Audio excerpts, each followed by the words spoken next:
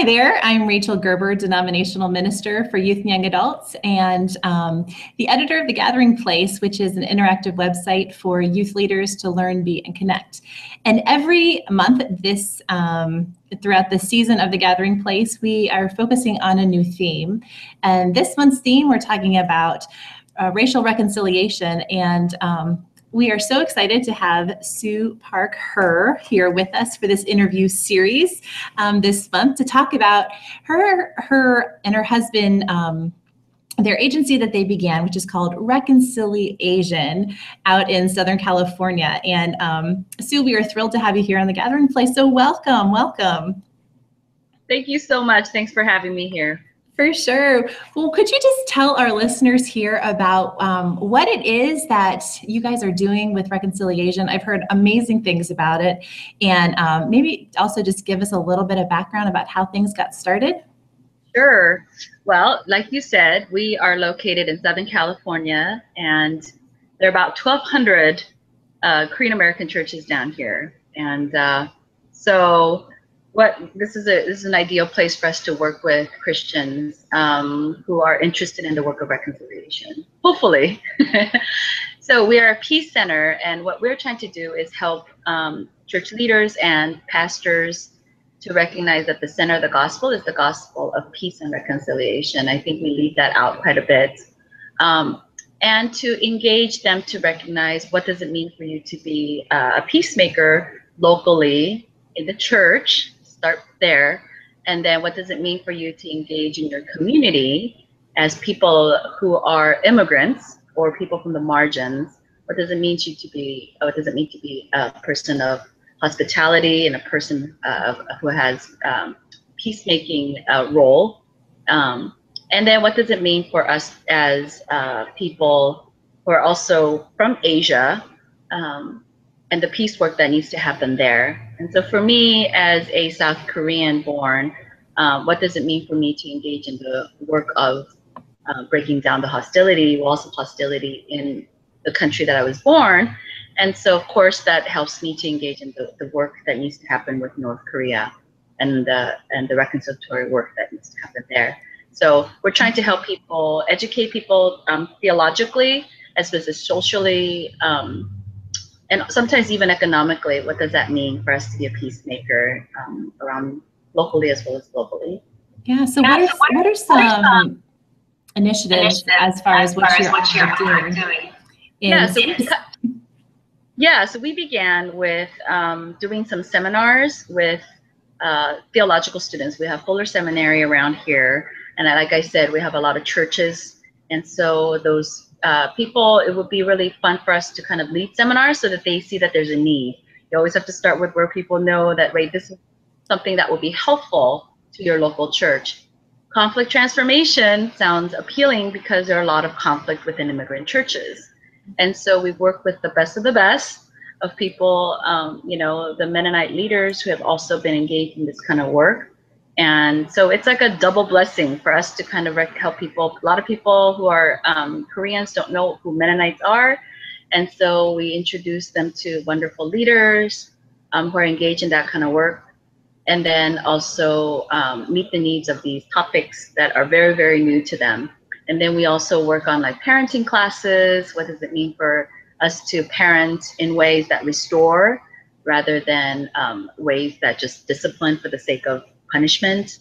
And we also have so many things we do. We have just finished a peace camp with youth and talking about identity and race reconciliation. A lot of us who live in this side of the world, we have a lot of biracial children and children or kids who have multiple nationalities of multiple races. So then how do they see that as an asset rather than a burden?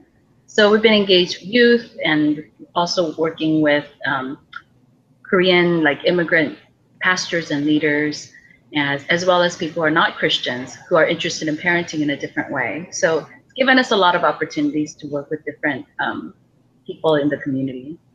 That's wonderful. That's amazing. I love your vision that you have for it. I think it's just super how you have just brought everyone together to talk about this gospel of peace and reconciliation. And I think it's the most clever name also ever. I think that's just people wonderful. say it's a little corny, but we're like, hey, it sticks, right? Oh, I know. I think it's wonderful. I do. Thank Well, you. if we switch gears here a little bit, just talk about yourself as a leader, as an Asian leader in the Mennonite Church. Can you share, like, I don't know, your experience or what has been your experience as a leader in the Mennonite Church regarding race, access, power, racial reconciliation? What are some initiatives going on? All those light topics. As much as you feel comfortable with. Sure. Well, we don't have a lot of Korean churches in the Mennonite Church for multiple reasons. I think in Korea, military presence is still very strong. We still have military bases that accommodate over, I think, I don't even know the numbers, but I know some of the closer bases in like Seoul, they have like 10,000 people living there. And the tension of what it means to be still technically at war with North Korea is very palpable. And so in that kind of environment, to talk about nonviolence, to talk about that war is not the answer is very difficult. To be a conscientious objector and that kind of thing is very, very difficult because every young man needs to go and serve. It's a compulsory requirement. And so, you know, in that kind of environment, it's really hard. And so within that kind of background, we don't have a lot of Asian or Korean Americans here. We do have some Asian Americans. I know Indonesian churches are very involved. But this is still a very relatively new kind of, the Mennonites are not very fully, you know, people aren't really aware of the Mennonites. And so it's difficult. That's a difficult thing for us to engage with the Asian community. But at the same time, it's given me someone as a rare, I guess, we don't have a lot of Asian leaders, so it's given me access to speak, which is also something that I struggle with, you know. I sometimes feel like I'm the token Asian leader for the community or for the denomination. And so that access of power, having the voice and having that access to speak to a lot of leaders is a wonderful thing. But at the same time, there's a bit of a burden and always that kind of like, am I this token Asian that would represent the Mennonite community? And so that's something that I realize. So sometimes I kind of hesitate to take on certain roles. But a wise mentor told me that it's also an opportunity. And so take it if you feel passionate about certain issues, but don't feel like you have this burden of being the face and the voice for all. And so that's given me kind of freedom as well as privilege. And so I see it as a gift that I'm just paving a road that others have already started and that I'm just standing on the other people's shoulders and hopefully others will kind of come along and that they could stand on my shoulders. And I've already seen younger leaders, especially even this summer as we were leading the youth peace camp, we saw some amazing Asian American leaders that have come along who are Mennonites. And I just said, yes, this is really, really exciting. And so I'm seeing the role that I have as a gift and feeling like I don't have to take it off, but that when I feel like it's the right thing for me and that I get excited about it, then I could speak to that, like this. Yes. Like this meeting. Yeah. That's wonderful. Yeah. What do you think your hopes and dreams are for the Mennonite Church? Like, if you, I mean, not to put you on the spot, you know, but like, I mean, yeah, I mean, with, you know, our initiatives of undoing racism as a denominational, you know, initiative, like, what do you dream for? What do you dream that this Mennonite Church USA like looks like or is? Well, I think Mennonites have this tremendous history of undoing a lot of things. And I think it's a wonderful thing. I think the larger, I guess, the white ethnic Mennonites need to know that and affirm rather than just criticize the work that's been done. I think sometimes as an outsider kind of coming in, being grafted, there's a lot of self-criticism within the Mennonite Church. And I think that's sometimes very, very important, but also recognize this incredible tradition of wanting to stand for peace and justice, not doing it very well all the time. But I've seen and I've met so many wonderful people who have been doing this. And, you know, this standing upon another person's shoulder. You know, one of our snowbirds for the winter who come from Goshen are the Becklers, Irene and Leroy. They've been doing racial reconciliation work since the 50s, you know. And when I talk to them, these people in their 90s and 80s, we just connect such in an instant, you know, way. And I just feel like these are my people. It's a soul. It's a soul connection. Yeah, yeah. And so it's not just the color, but it's like the work. I feel like we're building on the work that they've already done, and we look different than they do, but we're doing this, and this is what makes us connects us as Christ followers and as Mennonite. And so they're my spiritual mentors in so many ways, and they see what we do, and they're invigorated that the same heart we're doing this in our community. That's, you know, predominantly not in the demographics that they work with. So I want to encourage our churches to know that there have been, again, I think a lot of Mennonites are very humble. So we don't really talk about all the good stuff that we've done. We usually talk about and criticize the things that we haven't done well. And I think there needs to be a healthy balance. Like, yes, we've failed in many ways, and we're failing in many ways now too. But we've also made right choices, and we've had people in different parts of the world and in our nation who've done the right thing. And so to kind of recognize both rather than just saying, oh, we're not doing it right. And so a source of encouragement rather than what we haven't been doing. I think we need to recognize that and to share that with other people. I think a lot of us who are younger and even younger than me don't know these stories very well. And so when they see kind of us messing up now, they just feel like, oh, I'm not going to stay with the Mennonite Church, rather than, no, we have like a legacy. We have people who've been working hard at racial reconciliation. We've been working hard on undoing sexism. We're not good at it, but they've been heroes. Yeah. That's wonderful. That's a good word. Yeah, it gave me goosebumps when you talked about the soul connection. Yeah, that's so true. I think that's so true that there's those people that you might look totally different, you might have completely different backgrounds, but there's that inner soul connection that what we stand for is the same, and the passions that we have and want to work for. Yeah, that just draws those relationships and friendships so tight. We really need to start there. And then I think, you know, again, this summer, just talking to a different group of younger Asian American Mennonites too, I think the Mennonite community really needs to, they don't want to make a mistake. And so a lot of the times they're not as assertive in engaging different people of different races or different communities. And I just really want to encourage them to say, you know what?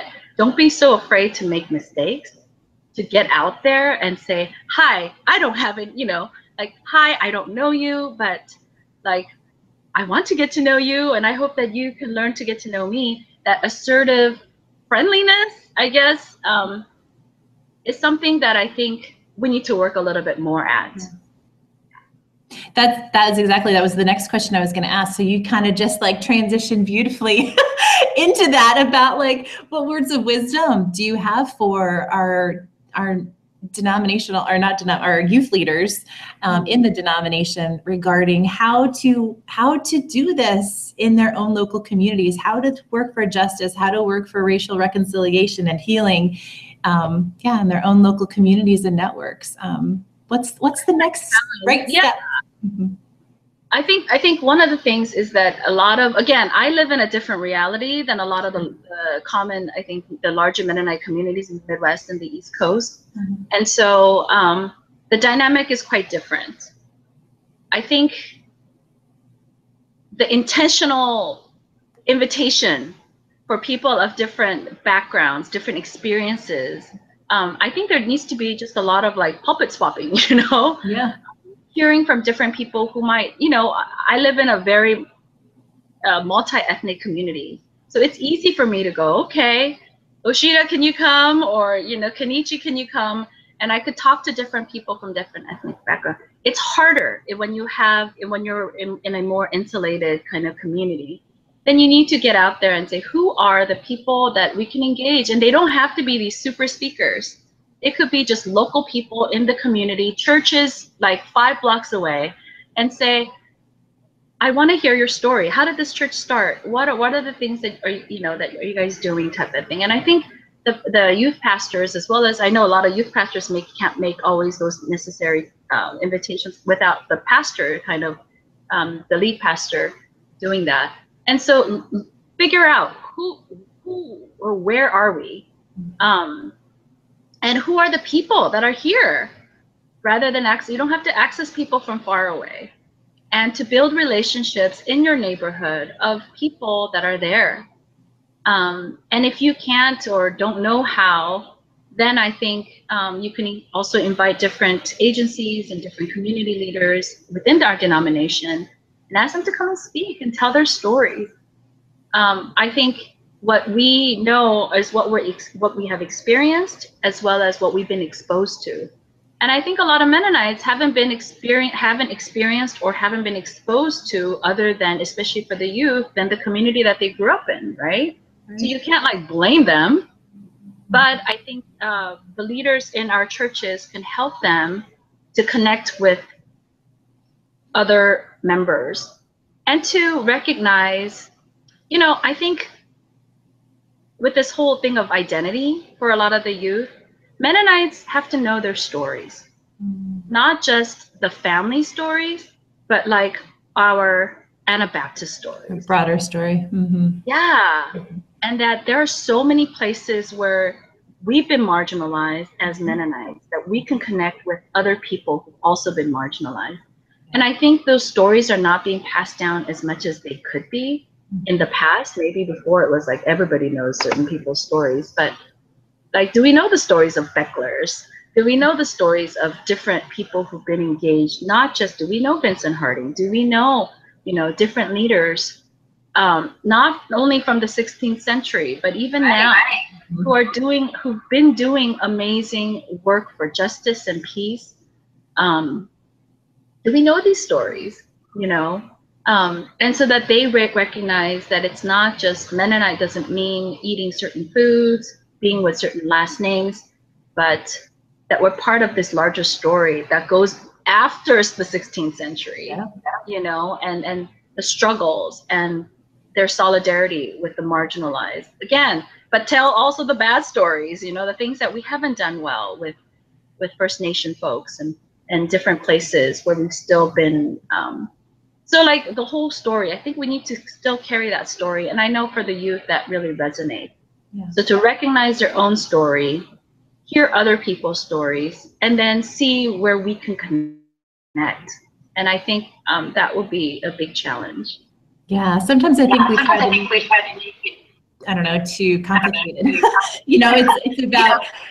It's about relationships and getting out there and getting to know those in your community that are different, and say, hey, yeah, like you said, I want to know you. I want to get to know your story. But if you want to know the other person's story, you have to know your story. That's right. That's right.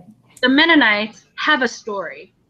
We're not just I don't know, I'm a mix of this and this and this kind of American, or a Mennonite or a Christian. But we have our own story.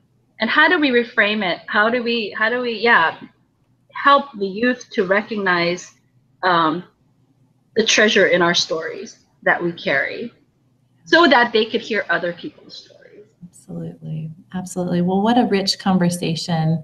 Thank you so much for sharing your wisdom, Sue, and your perspective and your passion for this. It just comes across so naturally. And yeah, we want to wish you many, many blessings as you continue to do this important work for the church and beyond, in your neighborhoods, local community, and the world. So can you give, if people want to get in contact with you or connect with ReconciliAsian, can you give us just a little, like maybe a web address or? Yeah, sure. Yeah. So we have you got to put the www in, because if you don't, then you're going to get our old website. Okay. So you got to put in www.ReconciliAsian. So ReconciliAsian.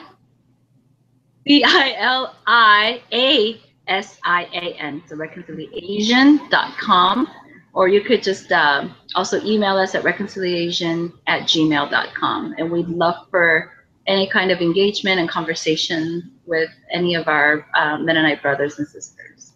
That's wonderful. And I will make sure to also post that on our web for easy linkage too. But yeah, hopefully we can get people connecting with you and supporting the awesome work that you're doing. So thank you so much. Thank you. And I hope you have a great time.